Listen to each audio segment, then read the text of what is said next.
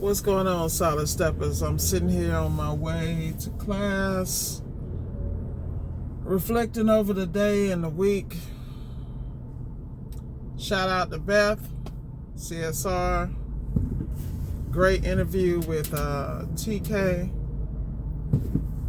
Man, these people, how they be driving out here, boy. Anyway,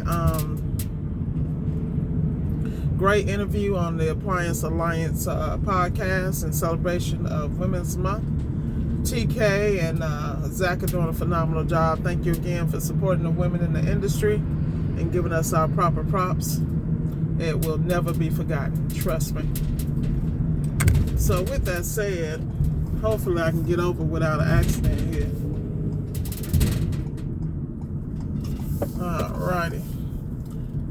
So I was reflecting, in one of my videos I posted the fact that we're in the middle of March, which is the first quarter of the year, and about reflecting on where you are and where you need to go. Shout out to Greg Matthews that sent me the message. Make sure you give me a call at your convenience, sir. I'd love to talk to you. I think that people have to get really clear about where they're going and what they want. And you got to realize, I think this is something I really had to really come to terms with myself. Everybody cannot go with you, personally, professionally, and otherwise. You're going to have to leave some people exactly where they at. They wasn't nowhere when you met them, and they ain't going to be nowhere when you leave them. And, that sounds a little harsh, but, I have to be cold-hearted with myself because contrary to belief, people think that I'm a tough cookie, but only, my bark is a lot worse than my bite, and my bark is that way because I'm trying to keep them off me, you know what I mean? Because I'm trying to stay on my goals and my lane, and it, I found that any distraction gets under your skin, that just means you have to work on you more, because when you have triggers in your life, you're going to have to learn how to eliminate those triggers. There were some things I've learned in the first quarter that I can do to make my life better and my business better, and that is my whole goal in the next quarter is to maximize those opportunities professionally and personally. One thing has to do, and always has to do with organization. You have to be organized personally and professionally. Your paperwork needs to be in order. Parts have to be in order. Jobs have to be in order. The parts you need for the job. I mean, how many times have you guys been out here on a job and you fumbling, and you could have been done with the job, but you weren't organized tool-wise, job-wise, or any other way? One thing you learn about business, if you want to turn numbers and turn numbers quick, you better have a system in place, and you better exercise that system, whatever it is. Like with me, I'm very clear that I have to work light on the days that I'm going to class, simply because I need to make sure I'm engaged to absorb what I need to absorb out of this class, so I can apply it in the field and manage myself and my staff accordingly. I'm constantly crunching numbers in my brain about how do I extract as much profit as possible and still maintain the quality of service by choosing the proper clients and the proper jobs. And I think that everybody should have a formula for that. There's some environments that you're going to be able to excel in, and there's some you aren't. Like, for instance, I'm going to give you a prime example. I'm on my way to school, and normally I'm never in the middle of a community. Usually when I'm on the way to school, I'm already on the turnpike, or I'm on the highway coming from a job. So everything's a straight shot for me. So today, I was navigating through different communities in some areas I haven't seen in years. And, I'm looking at the civil engineer. Like, for me, I'm an analyst, so naturally by trade, that's just spiritually who I am. So I'm sitting here looking at the civil engineering like, who put this together?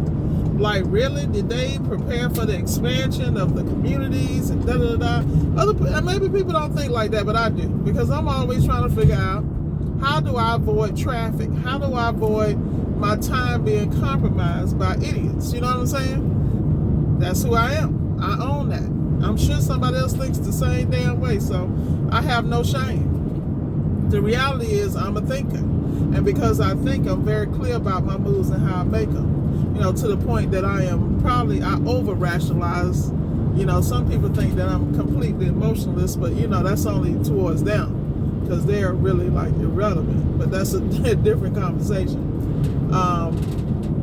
But the reality is you got to find out what works for you, and you got to work it till you can't work it no more, and then you got to fine tune that. Take the resources and the profits that you gain from analyzing and executing at that level, and invest them in other ventures that are going to make money for you and make profit that you can invest in other cash flowing assets. I don't think people understand we are not meant to grind. Your money is meant to grind harder than you.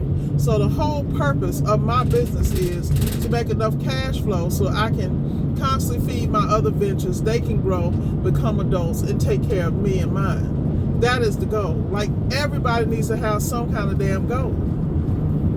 Yes, appliance repair is a great vehicle, but appliance repair will burn you out if you let it.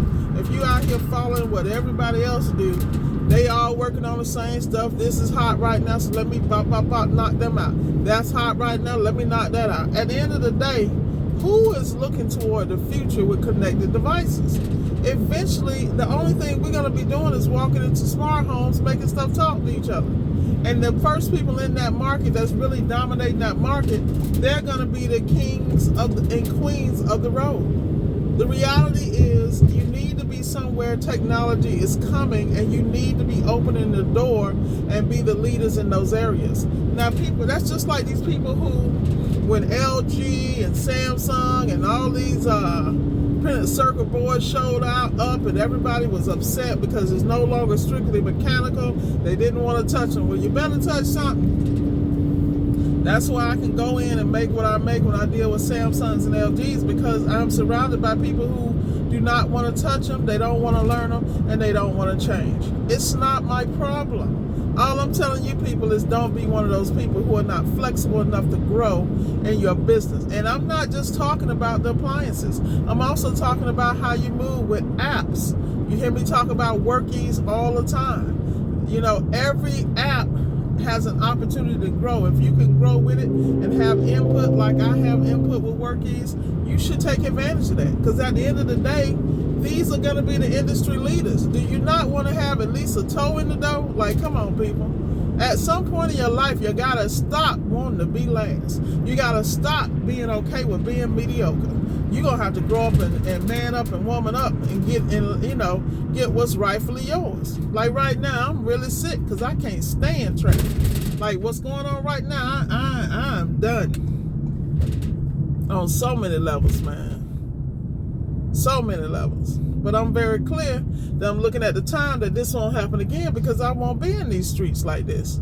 I'll either already be here, I'll come after the fact. But me, Miss Ward, I can't stand traffic because I'm losing time. So what am I going to do with my time? I'm going to have this conversation with my solid steppers. I'm also going to make sure y'all see that, because last night I was showing the hotel, Hard Rock, the one in the shape of the guitar to the left there. And wanted you guys to see the different colors. At the end of the day, that was someone's idea. Someone had that concept. And you know, more power to them. They'll get it. Everything starts in an idea, and eventually it becomes solid. It becomes something of substance. The key is, what's happening with your ideas? Do you even think? Are you active? Are you actually applying your thoughts and your dreams and executing accordingly? I have to have this conversation with myself on a daily basis, because I realize I'm not built like a lot of people. I don't make sense to a lot of people, but you know what? I really don't give a damn. Because at the end of the day, I'm Miss Ward. I'm the truth, you know? I'm doing what I'm supposed to do and what I was put here to do. You know, I didn't ask to be a leader in the industry. I didn't ask to do this and that. And I'm not bragging like I am, but there are people who really listen to what I say. So I owe it to them, not only to study the craft, but give them pertinent information. So when I'm giving it to you like this, straight, no chaser, that's because I don't want you to continue to falter and doubt. If it's there, go get it. But don't be one of the losers. Be one of the winners, man. I'm telling y'all, I was just talking to my friend Q. I call him the quiet millionaire. And I was like, yo, bro, we were talking about, he was getting ready to hire some people, blah, blah, blah. What's the best way to go? And we had a heart-to-heart. And the reason we had a heart-to-heart, because I want to see my brother win. I want to see all y'all win. So I'm going to tell him the experiences I had and the things to watch out from my point of view. Because at the end of the day, while you trying to do stuff by the book, you don't know who you allowing in your house. And your house is your brand. You built that. Your blood and sweat builds that. You can't turn your stuff over to anybody if you care about it. Like I just had a conversation with a customer that was upset because I wouldn't service them. I don't service landlords and renters. And I know what? Yeah, I don't. Because I don't have time for that. I've had experiences where the landlord don't want to pay. Or there's an issue with communicating with the renter to get into the property. Like, my time is valuable. And I price my stuff accordingly. I schedule my things accordingly. I focus on certain areas and zip codes. So the reality is I don't need the property management drama. Y'all can have that.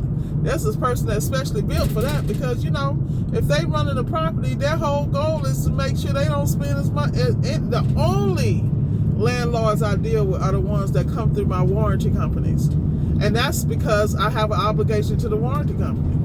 And I pick and choose which one of those I deal with. The guys who don't give me a problem with my deductible and pays up front, I treat them like they grade A because they treat and respect my business like it's grade A. But you got to know when to fold them, you know what I mean? You cannot throw pearl before swine. Y'all don't know what that means? Do not throw pearls before swines. Look it up. It's a biblical verse. There are people who are never going to get it. Leave them where they at, bro. Telling you what I know. Thank God this is opening up because I'm trying to get to class and get back home because I got the grind is real tomorrow. I'm going to see some of my favorite customers who don't have a problem with paying their bills up front, and supporting my business. I'm